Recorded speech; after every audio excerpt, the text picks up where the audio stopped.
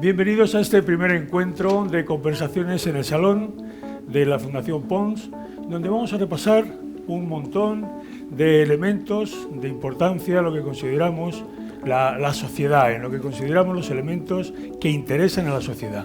Vamos a empezar con el mundo del deporte y hacemos esto un poco ligados a lo que es la vocación de esta fundación a través de sus másters, donde hoy nos acompañan los alumnos de los dos másters que se imparten en asociación con la Universidad Juan Carlos I. El mundo del deporte va a ocupar este primer encuentro. Tenemos dos invitados magníficos como son Santi Segurola y Jesús Álvarez, pero realmente quien va a dirigir estos encuentros, estas jornadas, va a ser Ramón Trecet, a quien a continuación doy la palabra. Buenas tardes, Ramón. Muchas gracias y bienvenidos a todos a estos encuentros que vamos a comenzar hoy hablando del mundo del deporte que en los últimos días, como habréis podido notar, tiene multitud de factores al respecto de su importancia social, del impacto de algunas de las cosas que están pasando, etcétera, etcétera. Así que sin más, pues vamos a pasar a los temas. Santi, ¿el agente es antes o después de la llegada del profesionalismo? ¿El agente, dices? Sí. El agente es el parásito que se ocupa de aprovechar el momento que le conviene. Un buen agente es prácticamente un padre y un mal agente es un parásito evidente.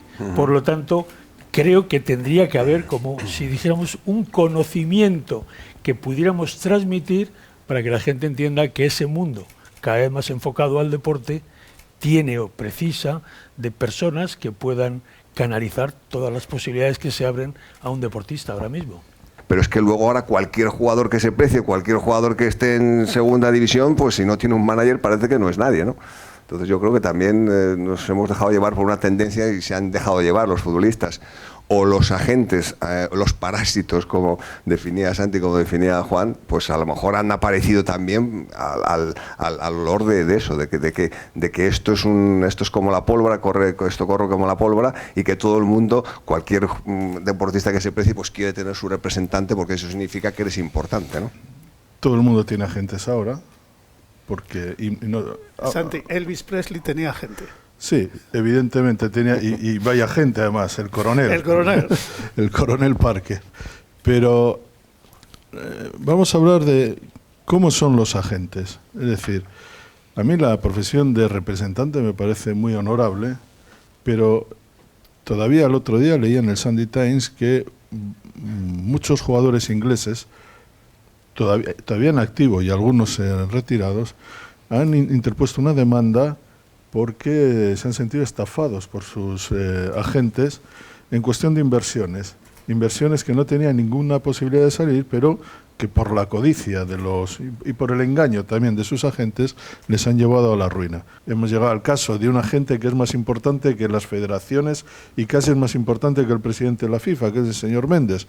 Es así, es un poder en sí mismo. Méndez es el coronel. Es el coronel. Sí. Pero digamos que todo ese mundo de los agentes es bastante decepcionante en general, ¿eh?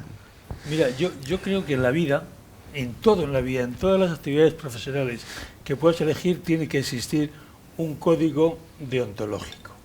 Ese código deontológico te marca un camino a cada uno de nosotros, a cada uno que participe en ese mundo, de decir, oye, yo quiero ir a una actividad determinada para dar un servicio y producir un beneficio a una serie de personas, o para beneficiarme de ese mundo. Y ahí radica un poco lo que tú has comentado antes, de ese mundo de oportunistas, que son elementos finalistas, que ven dónde hay para llevarse una parte del pastel, en lugar de decir dónde hay un pastel donde yo pueda aportar algo. Y eso creo que es el elemento fundamental que subyace detrás de todo ese mundo de representantes y de agentes. Tienes que ir a aportar. ¿Algún hincha del Athletic Bilbao por aquí? No. Bueno, alguno habrá. Ahí al fondo, bueno. Al fondo hay dos. A la izquierda. Yo levanto la mano. Y Ramón. Yo voy con la Real. Este caso se va a ver reflejado ahora. Hay un jugador verdaderamente novedoso, emergente en el fútbol español, Williams, que se llama Iñaki Williams. A ver, Este era un chico criado en el Athletic, que tiene un contrato, supongo que bajo, pero profesional. de 6 cifras. No, todavía no. Ahora mismo es un jugador no bien pagado. Al fin y al cabo llevaba 9 meses en primera división. Jugador de la cantera de toda la vida, que se suponía que iba a tener que crecer conforme a los contratos de los demás compañeros que procedían de la cantera. En el último mes, Williams ha jugado, me parece que 6 partidos, ha marcado 7 goles. Todos muy buenos, todos muy diferentes y tal. 6 partidos. Al Athletic le está resultando casi imposible renovarle el contrato. El agente de Williams se ha dado cuenta que tiene una mina. Seguramente está bombardeado por muchos de los mejores equipos de Europa. No se sabe quiénes, no los va a decir, pero ese agente está cometiendo un error. Está cometiendo el error pensar que el negocio con Williams es ahora. El negocio con Williams es en 2 o 3 años. Ese es un mal agente. Creo, y es mi forma de entender, digamos, la vida, que todos en nuestra actividad y más los que han sido grandes personajes tienen que reubicarse para poder aportar, no quiero pecar ahora de eso de que se llamara valores, pero sí aportar cosas que enriquezcan la vida de otros chavales que, como este chico, Iñaki Williams, está empezando. Tener un buen consejero a esa edad es absolutamente vital.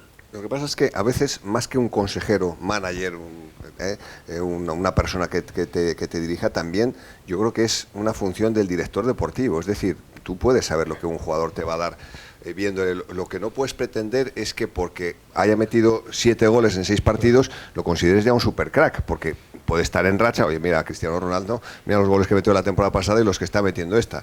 Entonces, muchas veces no es tanto la dirección de un manager, sino la dirección deportiva la que debe decir, o que la que debe decidir si este jugador puede ir por un camino o puede ir por otro. Pero ¿no pensáis que antes un club era como tu padre y ahora un club es como tu cliente? De manera que el cliente te exige, como tu patrono o también. como tu patrono en muchas ocasiones, pero el cliente te exige, si tú no le das lo que pides, el cliente te elimina como proveedor. Mientras que antes un club era, tú eres de los nuestros, yo protejo tu carrera y aunque este año estés mal, yo voy a intentar que sigas estando con nosotros. Es que eso es uno de los vicios que tiene el deporte profesional, que todos lo entendemos como bueno, pero que tiene su parte oscura también. David Beckham pues no es que fuera un excepcional jugador, era un jugador bueno, pero no era un crack. Y este hombre pues está generando mucho más dinero ahora que cuando jugaba, simplemente porque ha tenido una imagen, porque le han cuidado esa imagen y porque le han dirigido bien. Y porque se pueden hacer más cosas, además de jugar al fútbol o a cualquier otro deporte. Se puede pensar, se pueden aportar elementos en la gestión, se puede aportar elementos en el manejo de las vidas. El deportista muchas veces piensa que es que la vida se acaba con el deporte y no es así. Después de jugar tu último partido o lo que sea, tú tienes muchas cosas, el que tiene inquietudes tiene muchas cosas para poder aportar. Cuando Jordan termina su periplo universitario, va a los Juegos Olímpicos de Los Ángeles en el 84, ganan la medalla de oro. Jordan tiene 2 medallas de oro. La gente es tan buen profesional que se olvida que ha sido 2 veces medallista de oro. Los Ángeles 84, Barcelona 92. Su agente, o sea, no podía firmar oficialmente con un agente hasta terminar los Juegos Olímpicos. Cuando termina los Juegos Olímpicos firma con su agente, se llamaba Peter Falk. Y lo primero que hacen es ir a la firma de zapatillas Converse, que en aquel momento es la más grande que hay en la cristiandad. Y entonces, bueno, ¿qué? Entonces, te vamos a dar el contrato premium. El contrato premium eran $75.000 al año, escuchad, y todas las zapatillas que quieras. Pone una cara a Jordan como diciendo, ¿esto qué es? Y entonces el director de Converse le dice, oye, que sepas que este contrato lo tienen Magic Johnson, Larry Bird, Julius Erving. Y entonces entra el agente y dice lo siguiente, que ha sido lo más grande que yo he leído en mi vida. Aquí no estamos para saber qué van a hacer ustedes por Michael Jordan. Aquí estamos para saber qué va a hacer Michael Jordan por ustedes. Yo creo que un deportista vive 4 vidas: la vida emocional, la vida de cómo relaciona con su familia, sus seres queridos, su gente, la vida profesional, la vida financiera y la vida académica.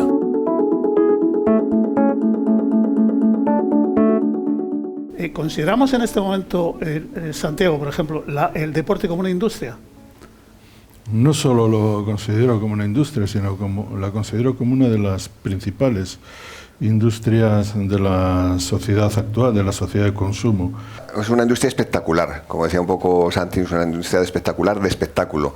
Todo lo que sucede en una competición deportiva, toda la plasticidad, toda la heroicidad y toda la competitividad que tiene un deporte, pues está plasmado en la televisión. La televisión es capaz de plasmártelo todo en un solo instante, ¿no? Creo que en eso los americanos fueron los primeros que descubrieron que televisión más deporte más audiencia es negocio. Eso se ha trasladado aquí también.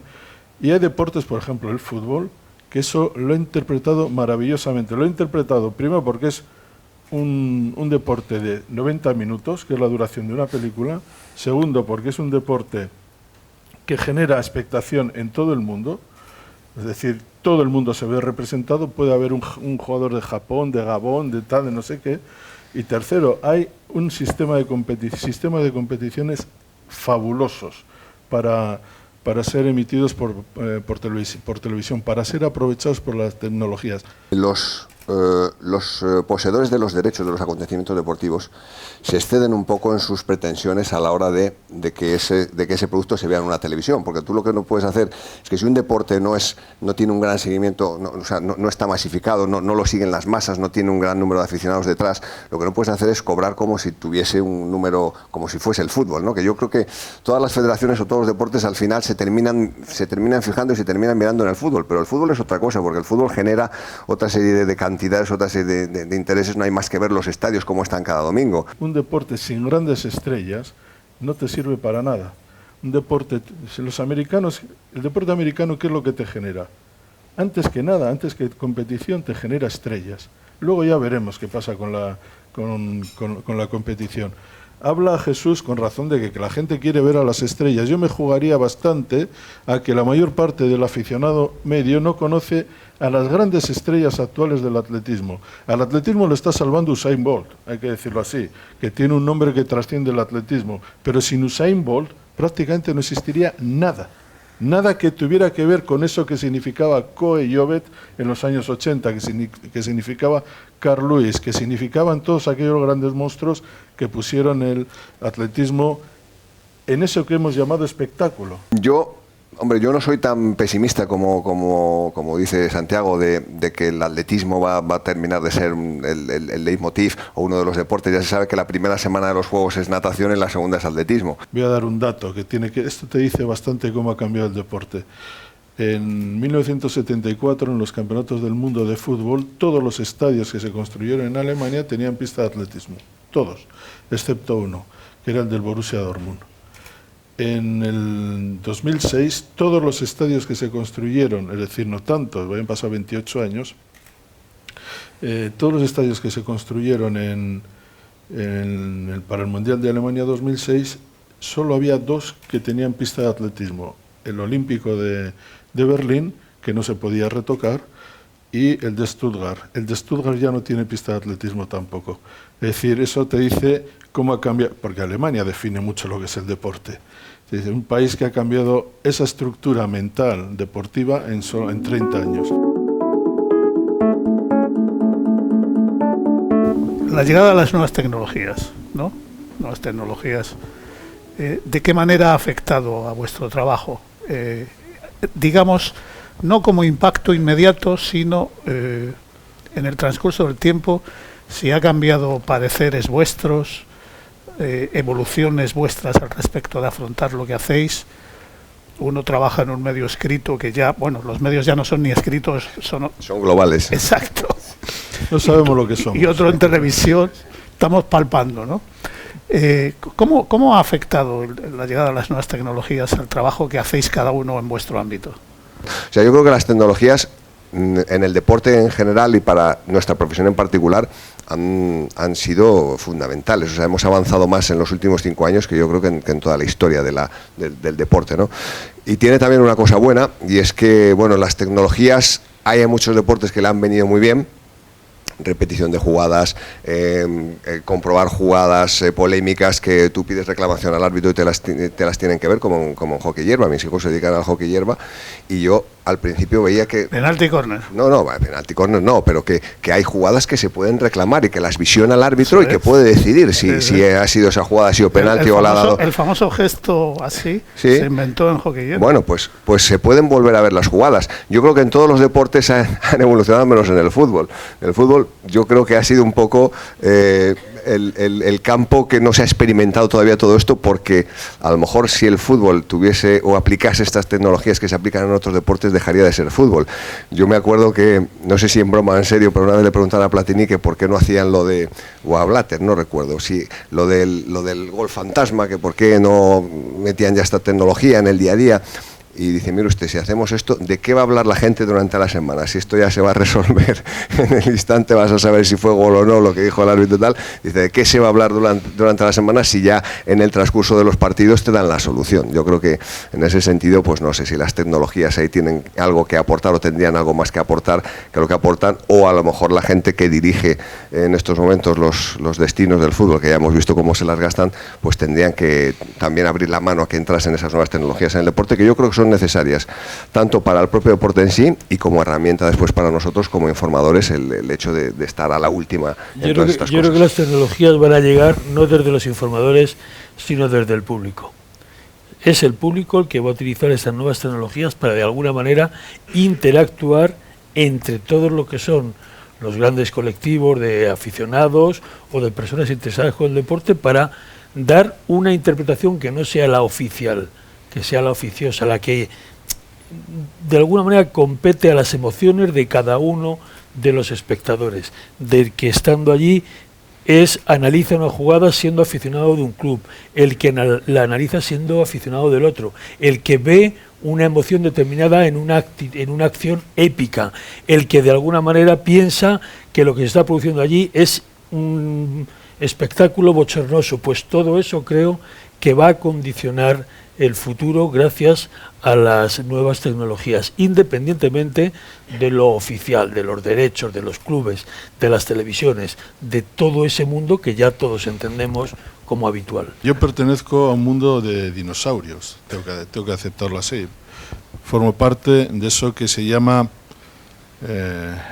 periódico, pero periódico físico, periódico de papel, que está cayendo en picado, no solamente la prensa deportiva, quizá un poco menos la prensa deportiva, sino la prensa en general. Los números dicen que en la prensa deportiva menos. Menos, pero evidentemente, no iba a decir la edad de oro, pasó hace tanto tiempo que ya ni nos acordamos con nostalgia de aquello. Los últimos 15 años han sido un desastre para nosotros.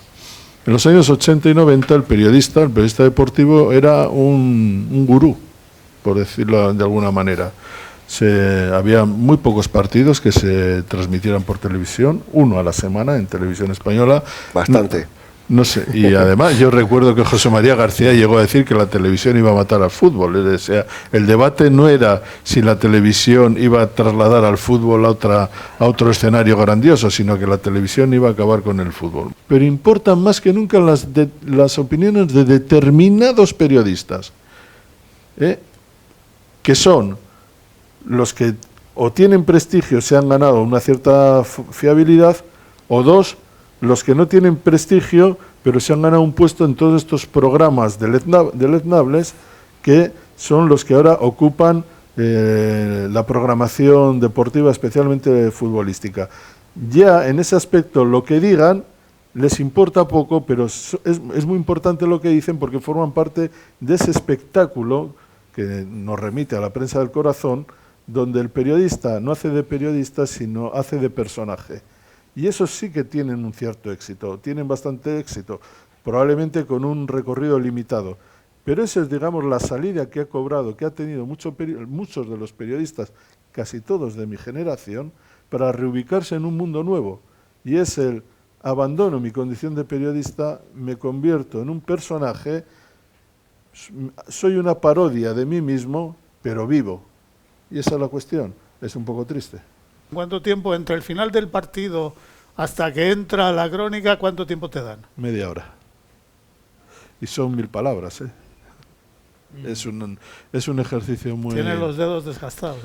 No, sobre todo es un ejercicio, es muy fatigoso, muy desgastante y muy bloqueante también, porque pasa en los años que pase, siempre tienes la sensación de que no vas a poder con esa crónica, la sensación de que, hombre, tienes el oficio, ¿no?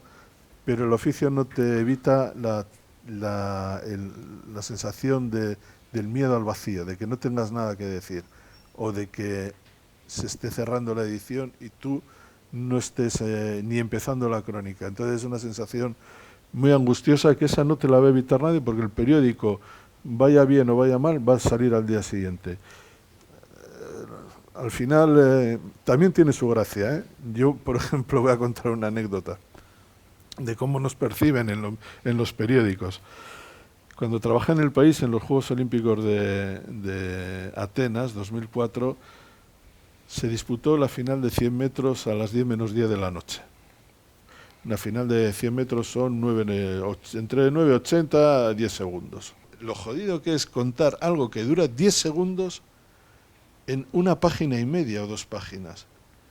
O sea, que eran las mismas 1000 palabras que para un partido de 90 minutos. Y la vida se mueve por aciertos y por fallos. Y eso es lo que ahora mismo permiten las grandes tecnologías o las nuevas tecnologías, nos permite hacer una valoración mucho más amplia, digo yo, vamos. Yo quizá por mi edad, por ejemplo, estamos ahora en un momento donde la tecnología preside todo. Y una de las cosas que preside el deporte, y es algo que a mí me saca de quicio, siento decirlo, porque sé que es muy importante, es la estadística. Estoy harto de la estadística. Cada vez hay más estadísticas. Estadísticamente se analiza todo. Y yo he tenido entrenadores que no tomaban ni una sola estadística, ni Pedro Ferrandiz, ni Lolo Sainz. Y tuve el tercero que acompañó toda mi vida, que era Antonio Díaz Miguel, que nos contaba hasta las veces que íbamos al baño por la noche. ¿Cómo va a afectar esta nueva etapa después de los acontecimientos terribles de París de cara a estos derechos de propiedad, las grandes cadenas que contratan en exclusiva los derechos de explotación de los grandes acontecimientos? ¿Cómo va a afectar incluso a esos negocios que pueda haber entre eventos deportivos, figuras, y cómo esa venta llega al público? ¿Cómo va a afectar todo esto a un digamos, un ambiente en el que las grandes aglomeraciones, los grandes colectivos empiezan a ponerse en riesgo? Sí, la cuestión de la seguridad, no solamente personal, sino del propio negocio, de la industria, del deporte, al respecto de todo esto que está pasando y cómo se ponen en peligro situaciones, eventos, etcétera. En París, por lo que a mí me parece, los ataques que se han producido no han sido indiscriminados, han sido ataques a un modo de vida, es decir, a un modo que está relacionado con el consumo, con el hedonismo, si quieres, con el ocio.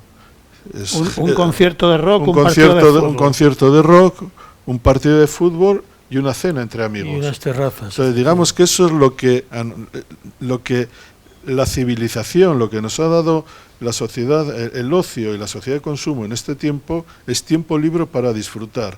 ¿Por qué primero el deporte? ¿Porque es donde más gente había? Yo creo ¿O por alguna razón más?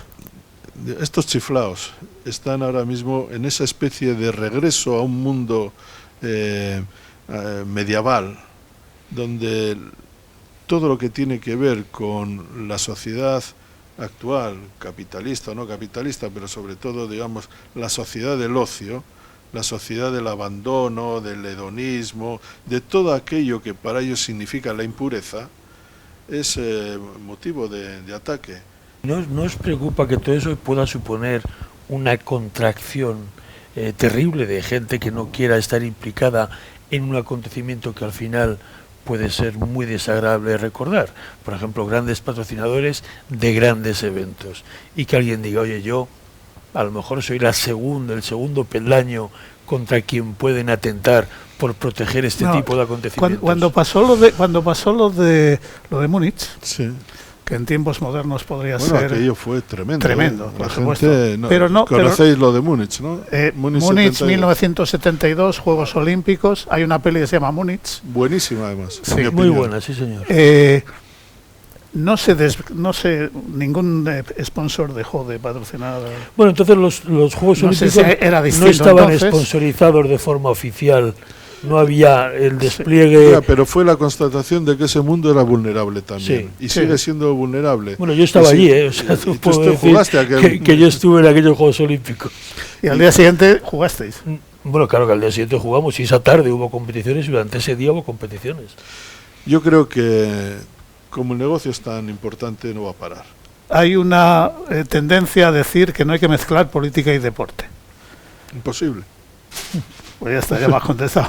Deporte y política están intrínsecamente unidos, pero cuando el secretario de Estado para el Deporte establece los presupuestos para el deporte español de 2016, ya está el deporte y la política ya en el primer paso, absolutamente intrincada. No, es así.